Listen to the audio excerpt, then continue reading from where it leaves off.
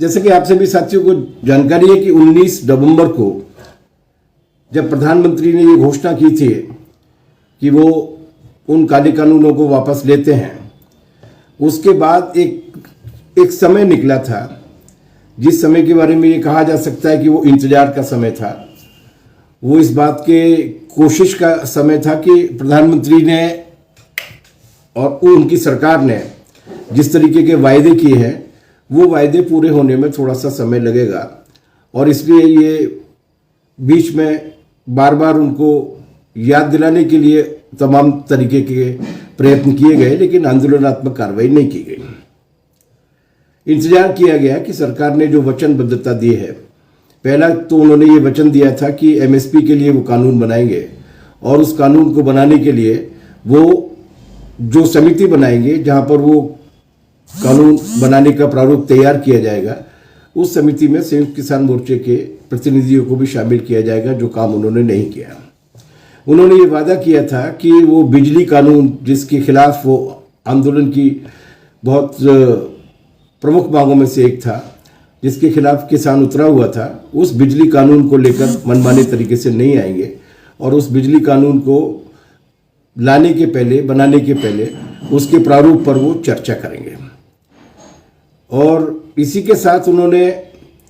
और भी बहुत सारे वचन दिए थे, जिनमें जो मुकदमे वापस लिए जाएंगे उनकी भी बात की गई थी, और इसके अलावा उन्होंने ये भी कहा था कि वो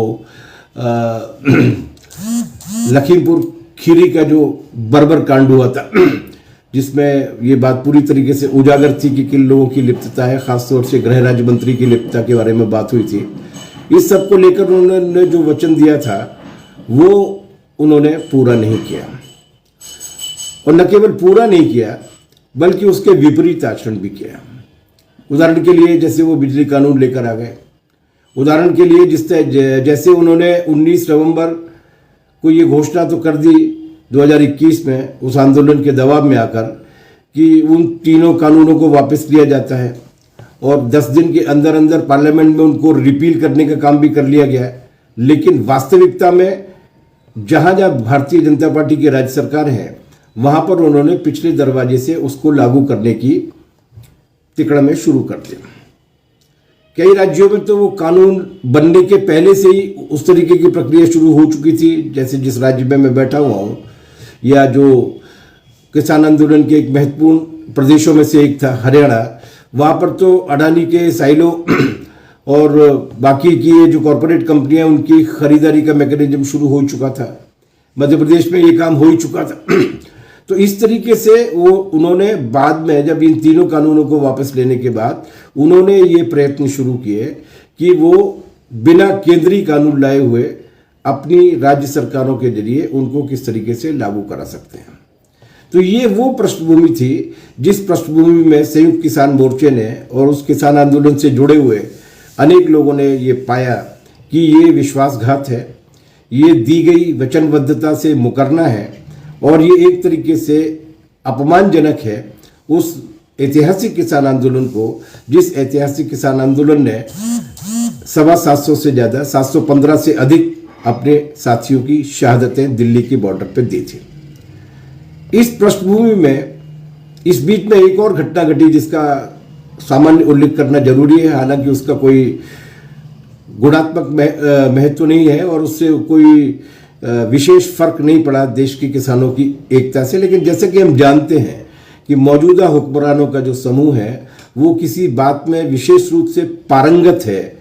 अगर वो किसी बात में विशेष रूप से बहुत ज़्यादा सिद्धहस्त है, एक्सपर्ट है, तो वो है विभाजन और फूट डालने का काम। वो जनता के बीच में भी फूट डालते हैं, वो समुदायों के बीच में भी फूट डालते हैं, वो प्रदेशों के बीच में भी फूट डालते हैं। आप देख ही रहे हैं जो मणिपुर, मिजोरम और आसाम के बीच में हो रहा है, गोलियां चल रही हैं, इस तरीके की भी नौबत आती है। और जो सांप्रदायिकता के नाम पर या जातिगत समूहबंदी और गोलबंदियों के नाम पर हो रहा है। लेकिन ये काम उन्होंने, जो काम वो लगभग 380 दिन तक चले किसान आंदोलन के दौरान नहीं कर पाए थे, वो काम उन्होंने इस शांति काल में करने की कोशिश की और संयुक्त किसान मोर्चे की एकता को तोड़ने का प्रयत्न किया। कुछ संगठन ऐसे थे जिनकी कमजोरियां थी। एक आध दो संगठन ऐसे भी थे जिनका अतीत इस तरीके की विचारधारा के साथ था, तो उन्होंने एक गफलत पैदा करने की कोशिश की कि जैसे संयुक्त किसान मोर्चे में बिखराव आ गया है, किसानों की वो एकता टूट गई है और फलाने अलग हो गए और ठिकाने ये करने लगे हैं। एक वातावरण बनाने की कोशिश की। उनका मकसद ये था कि जनता के बीच में ये संदेश जाए कि अब तो फूट पड़ गई है, तो अब तो किसी तरीके का आंदोलन हो नहीं सकता। यही दोनों चीजें थी जिसकी पृष्ठभूमि में 4 सितंबर के दिन संयुक्त किसान मोर्चे की एक बैठक हुई दिल्ली में, और उस बैठक में उन्होंने ये फैसला लिया कि अक्टूबर महीने तक लगातार ग्रामीण इलाकों में, कस्बों में, तहसीलों में, ब्लॉक्स पर जागरण का कार्यक्रम किया जाएगा। ये जो सरकार की कारगुजारियां हैं उनके बारे में लोगों को जानकारी दी जाएगी। और उसके बाद 2 आह्वान किए गए। एक आह्वान तो ये था कि 19 नवंबर के दिन, जिस दिन प्रधानमंत्री को विवश होना पड़ा था इन तीनों कानूनों को वापस लेने के लिए, उस 19 नवंबर के दिन पूरे देश भर में विजय दिवस मनाया जाएगा, फतेह दिवस मनाया जाएगा। और 26 नवंबर के दिन एक बार फिर पूरे देश भर में लामबंदियां की जाएंगी बड़े पैमाने पर और लोगों को लाया जाएगा वहाँ। अभी राजभवन पे प्रदर्शन करके राज्यपालों के जरिए केंद्र सरकार को ज्ञापन दिया जाएगा। इस देश के 25 से ज्यादा राजभवनों पर ये कार्रवाइयां हुई हैं, लेकिन केवल वही कार्रवाई नहीं हुई बल्कि 3000 से ज्यादा स्थानों पर, जिलों में भी और कुछ जगह पर और भी नीचे लोगों की भागीदारियां हुई है, प्रदर्शन हुए हैं और वहां पे संबंधित अधिकारियों के जरिए ज्ञापनों को पहुंचाया गया है। और हमारी जानकारी है कि लगभग 50 लाख के आसपास लोगों ने इन पूरे देश भर में हुई कार्रवाइयों में किसी न किसी स्तर पर शिरकत की, भागीदारी की। और इनके जरिए ये भेजा गया ज्ञापन राज्यपालों के जरिए और उनसे ये मांग की गई। 8 मांगे, मुख्य रूप से 8-9 मांगे थी, जिन मांगों को उठाया गया। अलग अलग राज्यों में अलग अलग तरीके की मांगे भी उठाई गई, जिनके बारे में मध्य प्रदेश में किसान आंदोलन के आह्वानों को लेकर जब अपन लोग बातचीत करेंगे तो आएंगे। पहले तो मांग ये की गई, ये जो 8 मांगे थी 26 नवंबर 2022 को राज्यपालों के जरिए राष्ट्रपति श्रीमती द्रौपदी मुर्मू जी के लिए भेजे गए ज्ञापन में। उसमें पहली बात तो वही थी कि एमएसपी का कानून बनना चाहिए और वो C2+50% के आधार पर होना चाहिए, स्वामीनाथन आयोग की सिफारिशों के आधार पर होना चाहिए।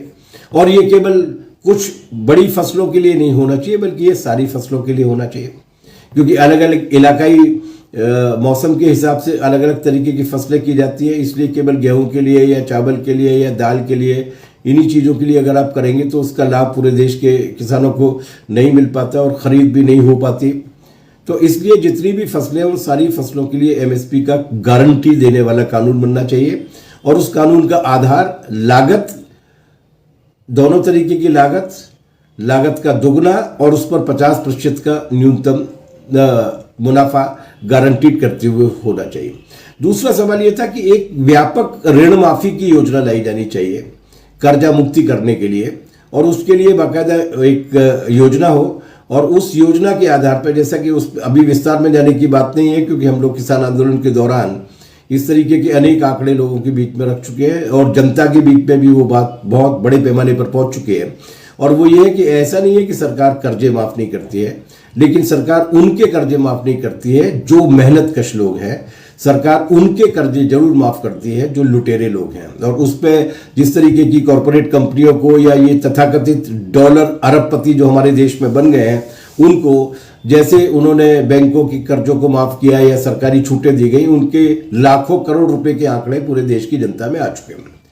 लेकिन ऐसी कोई नीति किसानों के संबंध में नहीं है। तो एक व्यापक ऋण माफी योजना बननी चाहिए और उस ऋण माफी योजना के माध्यम से कर्जा मुक्ति का काम चलना चाहिए, क्योंकि ये आज भी इस देश में ए किसानों की आत्महत्या का,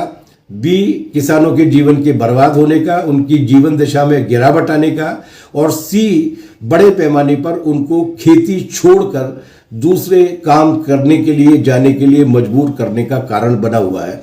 क्योंकि लागत नहीं निकलती है और जो कर्जा होता है उस कर्ज के फंदे से बाहर निकल पाना उनके लिए संभव नहीं हो पाता।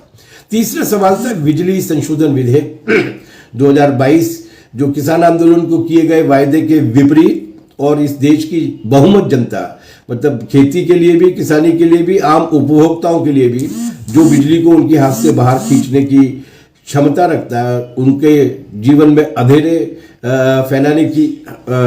स्थिति पैदा कर सकता है, उस बिजली संशोधन विधेयक 2022 को वापस लिया जाना चाहिए। बाकी एक मांग वो भी थी जिसके बारे में सरकार ने उच्च स्तर पर जांच करने का वादा किया था, और वो मांग ये थी कि लखीमपुर खीरी में किसानों और पत्रकारों का जिसने नरसंहार किया है, उसका जो आरोपी है केंद्रीय गृह राज्य मंत्री अजय मिश्रा उर्फ टेनी, उसकी बर्खास्तगी की जानी चाहिए और उसके खिलाफ भी कानूनी कार्रवाई की जानी चाहिए। उनके बेटे जेल में बंद हैं और भी लोग जेल में बंद हैं, लेकिन इसी के साथ साथ उन्होंने कुछ शिकायतकर्ता किसानों को भी जेल में डाल के रखा है। तो शिकायतकर्ता किसानों को, जिनके परिवार के लोग मारे गए, जिनकी हत्या की गई, उनको भी जेल में बंद करना, उनको रिहा किया जाए, लेकिन इसके टेनी मिश्रा के खिलाफ भी कार्रवाई होनी चाहिए क्योंकि ऐसे वीडियोज मौजूद हैं जिसमें उन्होंने बाकायदा न केवल धमकी दी थी बल्कि इस तरीके के काम किए जा सकते हैं, इस तरीके का उनका पुराना रिकॉर्ड भी है, आपराधिक रिकॉर्ड भी है, और बाकायदा इस आंदोलनकारी किसानों के ऊपर हिंसा करने का उन्होंने आह्वान किया था। तो चौथी मांग हमारी ये थी कि लखीमपुर खीरी के मामले में केंद्रीय गृह राज्य मंत्री का इस्तीफा होना चाहिए और उनके खिलाफ कानूनी कार्रवाई होनी चाहिए। उन्हें अपराध के में योगदान देने या आह्वान करने या भड़काने या साजिश रचने, जो भी मुकदमे बनते हैं, उसमें उनके खिलाफ कानूनी कार्रवाई होनी चाहिए। इस बीच में प्राकृतिक आपदाओं के कारण किसानों की फसल पूरी तरीके से बर्बाद हो गई। इस सवाल को लेकर एक जमाने में जो हमारे यहाँ प्रैक्टिस थी कि कुछ राहत देने का फैसला सरकार की ओर से किया जाता था, वो चलन आजकल पूरी तरीके से बंद हो गया है और फर्जी बीमा कंपनियों के जरिए एक बहुत ही दोषपूर्ण बीमा योजना लेकर आए हैं। तो उसके बारे में भी ये मांग की गई थी कि किसानों की फसल बर्बाद होने पर उनको शीघ्र क्षतिपूर्ति होनी चाहिए और इसके लिए एक ऐसी फसल बीमा योजना लानी चाहिए जो व्यापक हो, जो प्रभावी हो। उसको लेकर अलग अलग तरीके के पहलू हैं कि सर्वे का आधार क्या होना चाहिए, जिला होना चाहिए, ब्लॉक होना चाहिए, पंचायत होनी चाहिए, पटवारी हल्का होना चाहिए या खेत होना चाहिए, मुआवजा कितना मिलना चाहिए, मुआवजे का अनुपात किस तरीके का होना चाहिए, ये सब चीज़ें हैं। तो एक ऐसी व्यापक फसल बीमा योजना लाई जाए ताकि प्राकृतिक आपदा की वजह से किसानों की फसल जो बर्बाद होती है उसमें उनको राहत मिल सके। एक और महत्वपूर्ण सवाल था जो इस देश के खेती किसानी के संकट में पड़ जाने की वजह से था, और वो ये था कि एक किसान एक ऐसा समुदाय है जिसके लिए किसी भी तरीके की कल्याणकारी योजना इस देश में अस्तित्व में नहीं।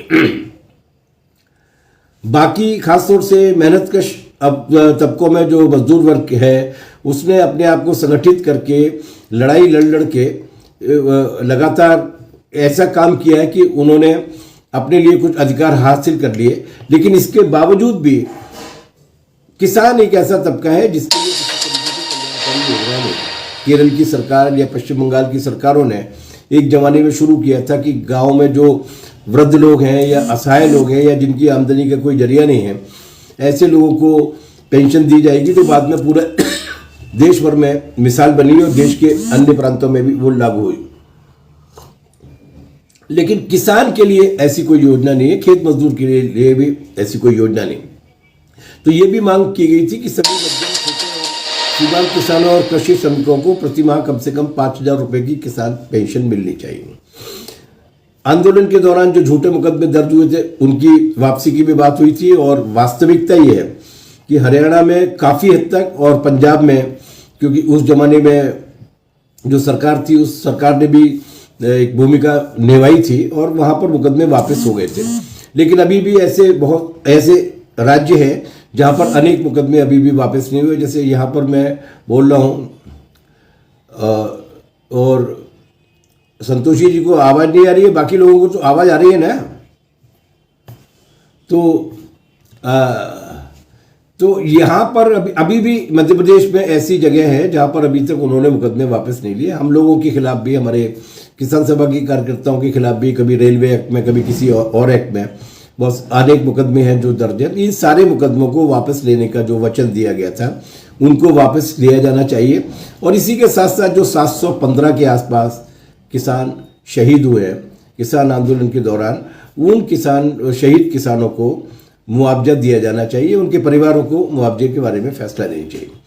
ये जो आंदोलन हुआ, इस आंदोलन का एक असर हुआ है, पूरे देश भर में किसानों के बीच में जागरूकता आई है और जब मैं प्राकृतिक आपदा की बात कर रहा था तो कॉमरेड इंद्रजीत सिंह जी ने, जो हमारे वरिष्ठ नेता हैं, उन्होंने याद दिलाया कि गायों के अंदर भी जो बीमारी फैली हुई है, जिसे लंपी बीमारी के रूप में जो लोकप्रिय है, LSD की जो बीमारी है, वो कुछ राज्यों से शुरू हुई थी और पूरे देश भर में फैल चुके हैं और बड़ी संख्या में गाय इससे प्रभावित हुई हैं, मरी हैं, उनके शरीर पे फोड़े निकल आते हैं, मरी हैं। और जो नहीं मरी हैं, जो बच गई हैं तीमारदारी से या देखभाल से, उनका भी दूध काफ़ी कम हो गया है, आउटपुट काफ़ी कम हो गया है, मिल्क आउटपुट। तो ऐसी स्थिति में उन गायों के लिए भी किसानों को मुआवजा दिया जाना चाहिए। मैं आपको बता दूं कि ये तो बीमारी की बात है। केरल की सरकार है जो 2 गाय पालने पर 18,000 रुपये एक किसान को देती है, क्योंकि आप अगर गौपालन को बढ़ावा देना चाहते हैं या आप दूध की आवश्यकताओं के लिए कुछ करना चाहते हैं, तो इस तरीके के प्रावधान पूरे दुनिया भर में, हमारे देश में केवल केरल में है, क्योंकि वहाँ पर किसानों के प्रति चिंतित एक सरकार अस्तित्व में है। लेकिन बाकी देशों में भी है,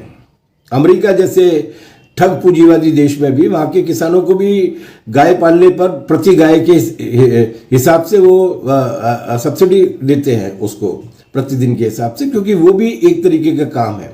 हमारे यहाँ पर ऐसा कुछ नहीं हुआ, बल्कि ये जो लंपी बीमारी हुई,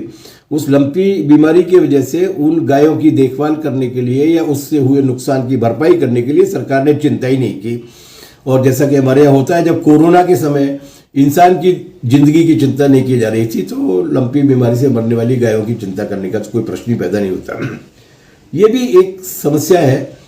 और इसी तरीके से ये एक समस्या दूसरे रूप में भी निकल कर आती है, जिस पर अपन जब मध्य प्रदेश के बारे में बात करेंगे तो चर्चा करेंगे।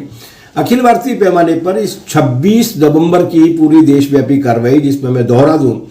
50 लाख से ज्यादा किसानों ने पूरे देश भर में 25 राजभवनों पे और 3000 से ज्यादा स्थानों पर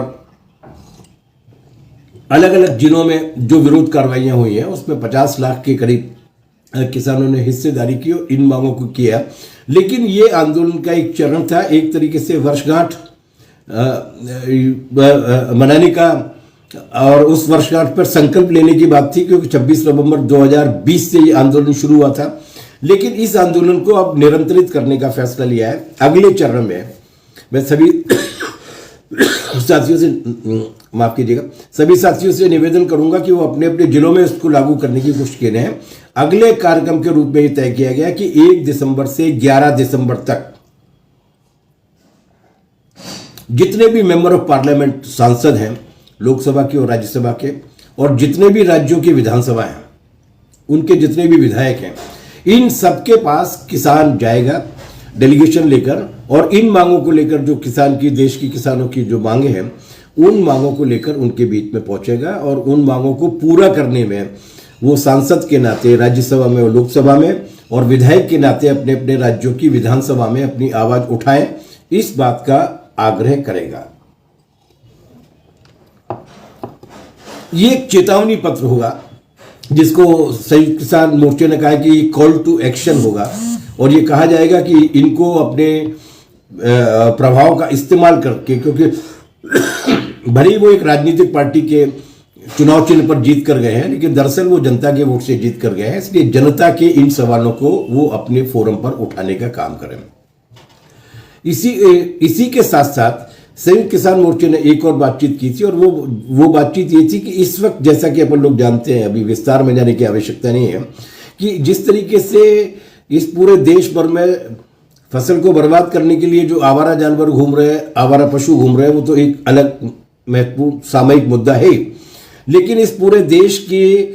पर्यावरण को, प्रकृति को, मनुष्यों और पशुओं के जीवन को हड़पने के लिए कुछ धन पशु भी घूम रहे हैं, जो चाहे जिस तरीके की नीति लेकर आते हैं, उनका मुनाफा बढ़ना चाहिए, भले ही उसकी वजह से प्रकृति भाड़ में चली जाए। ऐसे अनेक ठोस उदाहरण हैं, जिनको लेकर मध्य प्रदेश में 26 नवंबर के दिन जब हम लोगों ने कार्रवाई की थी राजभवन पर, उस वक्त मध्य प्रदेश का भी एक ज्ञापन दिया गया था, जिसमें पूरे प्रदेश में किस तरीके से, चाहे वो चंबल का सवाल हो, चाहे वो नर्मदा का सवाल हो, चाहे वो सोन नदी का सवाल हो, चाहे वो तमस का सवाल हो, किस तरीके से नदियों को हड़पा जा रहा है, किस तरीके से पहाड़ों को खोदा जा रहा है, और किस तरीके से पूरी प्रकृति को बर्बाद किया जा रहा है। ये काम रुकने चाहिए। पर्यावरण हमने पैदा नहीं किया है, प्रकृति हमने पैदा नहीं की, प्रकृति हमको विरसे में मिली है। प्रकृति हजारों वर्षों में, लाखों वर्षों में विकसित हुई है। उसको अगर एक वर्ष के फाइनेंशियल ईयर में अपने मुनाफे को बढ़ाने के लिए कोई अडानी या अंबानी नेस्तनाबूद कर देगा तो ये हजारों लाखों वर्षों की कमाई किसी एक आदमी की जेब भरने का जरिया नहीं बन सकती। उसके लिए बाकायदा एक संतुलित नीति होनी चाहिए। वो केवल यही नहीं रुक रहे, वो मार्केटिंग के लिए, बाजार पर कब्जा करने के लिए वो आ गए हैं और बिना किसी वैज्ञानिक जांच के, बिना किसी लेबोरेटरी टेस्ट के, बिना किसी बड़े परीक्षण के अब उन्होंने नए नए तरीके के बीज लाना और बीज की मार्केट पर कब्जा करना भी शुरू कर दिया। और हमारी मोदी जी की सरकार जो है, जो बीजेपी वाली जो सरकार है, वो कॉरपोरेट कंपनियों की सरकार है, उन्हीं की चाकर सरकार है, तो जाहिर सी बात है कि उनकी सेवा में लगी हुई है। तभी वो एक नया बीज लेके आया, जेनेटिकली मॉडिफाइड मस्टर्ड, सरसों का नया बीज। ये सरसों का नया बीज संभव है कि उत्पादन ज्यादा दे, लेकिन उसमें से जो सरसों का तेल निकलेगा वो मनुष्य के जीवन पर किस तरीके के नकारात्मक प्रभाव डाल सकता है, इसका कोई परीक्षण नहीं हुआ, कोई अध्ययन नहीं हुआ। अगर उससे कोई गंभीर बीमारी पैदा होती है तो उस गंभीर बीमारी की जिम्मेदारी कौन लेगा, इसके बारे में कोई पॉलिसी नहीं है, कोई नीति नहीं है। जाहिर सी बात है। और ये इससे केवल उनका मुनाफा पक्का हो, ये सुनिश्चित करने की कोशिश की जा रही है, बाकी और कोई बात नहीं है। तो ये करना क्या चाहते हैं? क्या कुछ कंपनियों के मुनाफे के लिए इस देश की जनता को गिनी पिग बना देंगे?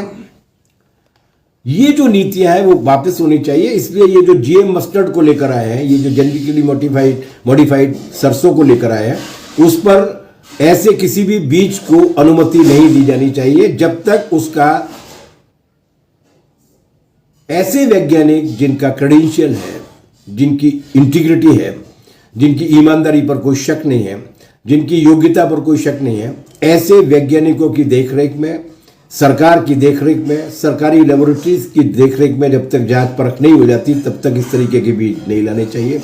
नंबर 1। और नंबर 2 ये कि बीज पर ये जो कंपनियों का, कॉरपोरेट कंपनियों का जो वर्चस्व कायम हो गया है, कि उनकी मोनोपोली कायम हो गई है, केवल उन्हीं की ओर से बीज बेचे जाएंगे और वो किस रेट पर बेचेंगी, कितना मुनाफा लेंगी, इस पर कोई नियंत्रण नहीं है। उसको भी रोका जाना चाहिए और उस पर सरकार का और सार्वजनिक क्षेत्र का नियंत्रण होना चाहिए। और तीसरी बात ये कि वो केवल बीज लेके नहीं आते। जैसी एक सामान्य कहानी है कि पहले वो शैम्पू लेके आते हैं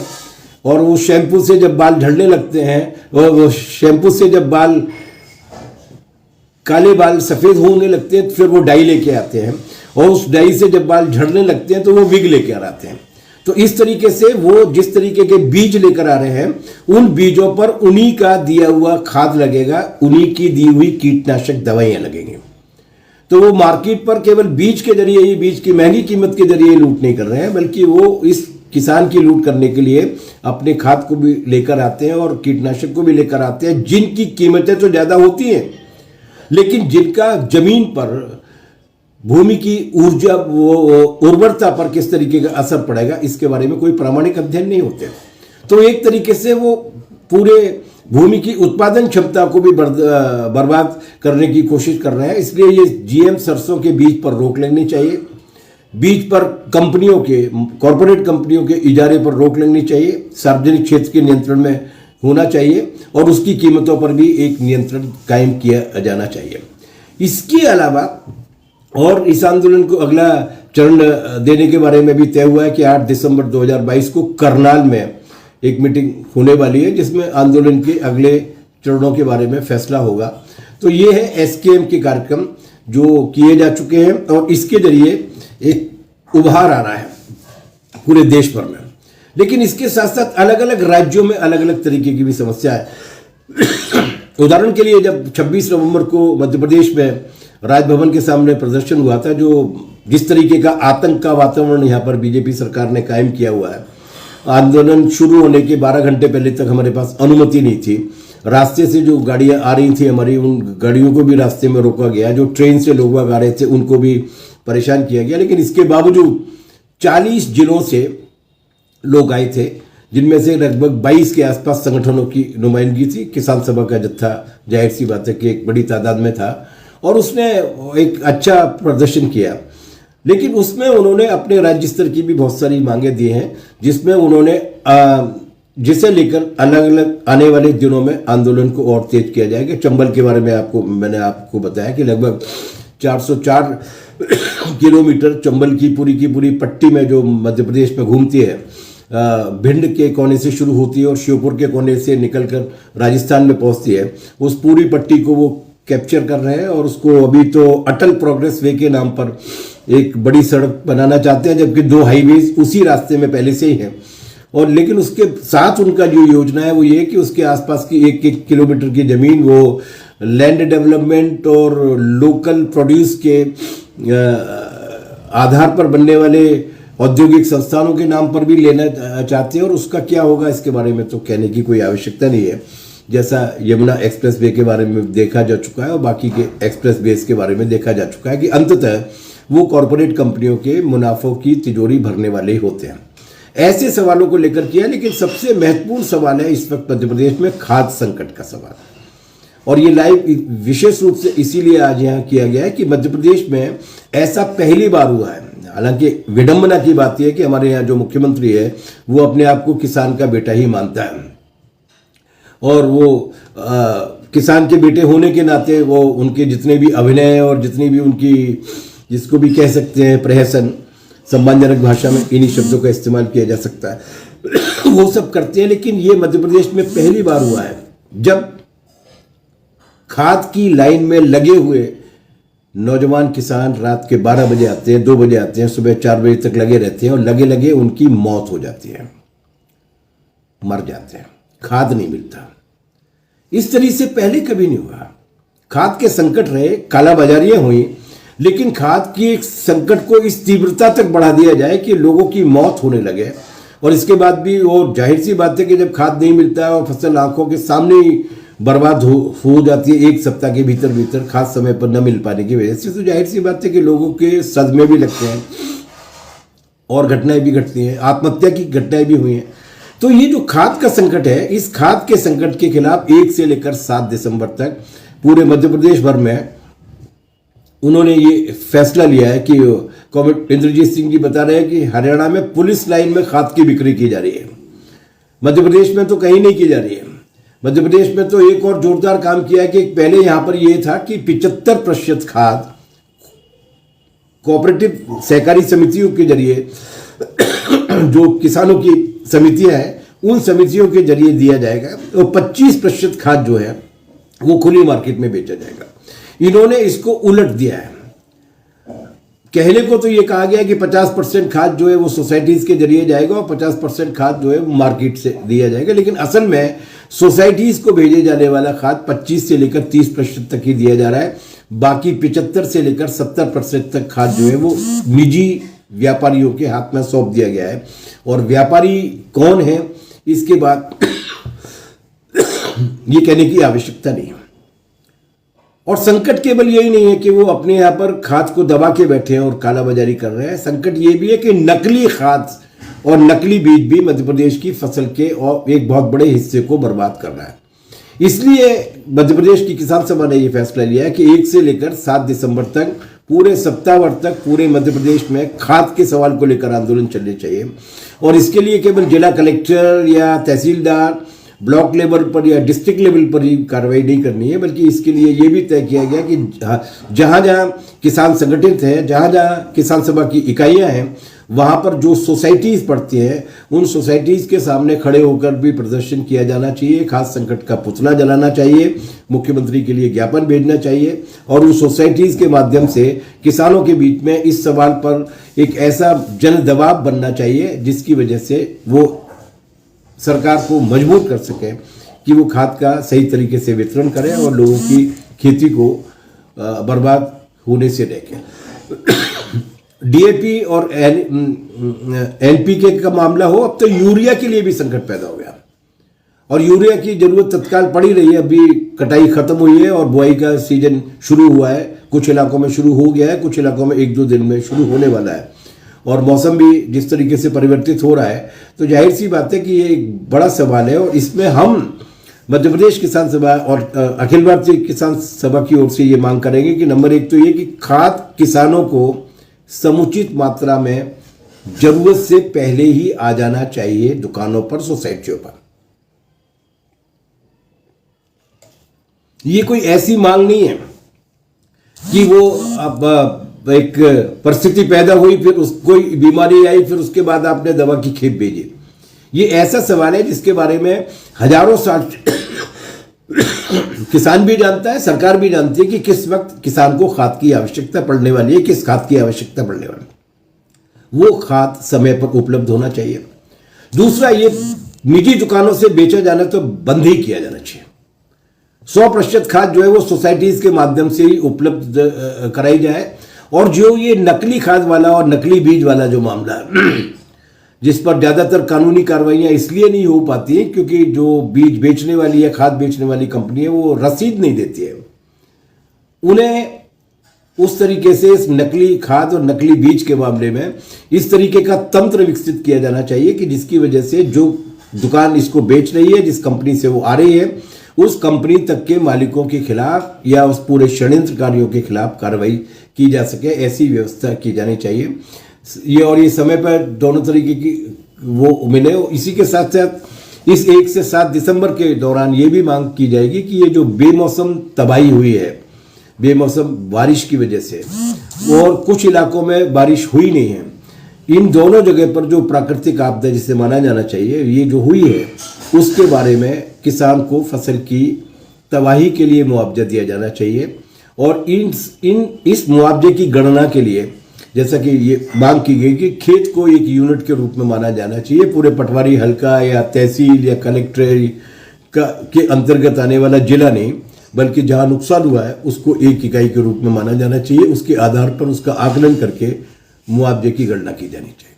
इसी के साथ साथ एक बड़ी समस्या है जिसको 1 से 7 दिसंबर के दौरान भी उठाया जाएगा, इसके बाद भी, और वो है आवारा पशुओं का सवाल। इन आवारा पशुओं के सवाल पर भी हमारी सरकार को इस बात के लिए विवश किया जाएगा कि वो इनके लिए प्रबंध करे। और जैसा कि या तो केरल की सरकार ने जिस तरीके की व्यवस्था की है, वैसे ही किसान के लिए अगर भुगतान किया जाएगा उस आवारा पशु को पालने के लिए, तो वो छोड़ेगा नहीं, बाहर नहीं छोड़ेगा। और बाकी ये गौशालाओं के नाम पर आरएसएस के लोगों ने जिस तरीके का भ्रष्टाचार मचाया हुआ है, और जिसकी वजह से वो करोड़ों रुपया खा भी रहे हैं, और उनके यहाँ अगर कोई पहुंच जाती है गाय भर्ती होने के लिए, तो उसके बाद वो जीवित होकर नहीं निकलती है। इन सब के विरुद्ध भी कार्रवाई की जानी चाहिए। इन मांगों को लेकर किसान सभा ने आगामी दिनों में मध्य प्रदेश में आंदोलन को तेज करने का फैसला लिया है। अखिल भारतीय पैमाने पर चलने वाले आंदोलन चलेंगे। और अभी ये जानकारी कॉमरेड अखिलेश यादव जी ने दी है कि मुरैना के जो किसान हैं वो इस खाद की समस्याओं और आवारा पशुओं के प्रबंधन की मांग को लेकर 100 घंटे का पड़ाव शुरू करने वाले हैं। आपको मालूम ही है कि ठंड की तीव्रता शुरू हो चुकी है, लेकिन इसके बाद भी किसान अपनी मांगों को लेकर किए जाने वाले संघर्ष से एक गर्मी को पैदा करेगा। और आने वाले दिनों में इस मध्य प्रदेश की सरकार को और केंद्र की सरकार को विवश किया जाएगा कि वो कॉरपोरेट कंपनियों की धुन पर नाचने की बजाय किसानों की जिंदगी को बचाने की कोशिश करे, क्योंकि किसान बचेगा, मेहनतकश अवाम बचेगा, तभी ये देश बचेगा। बहुत बहुत शुक्रिया। संघर्ष के लिए शुक्रिया।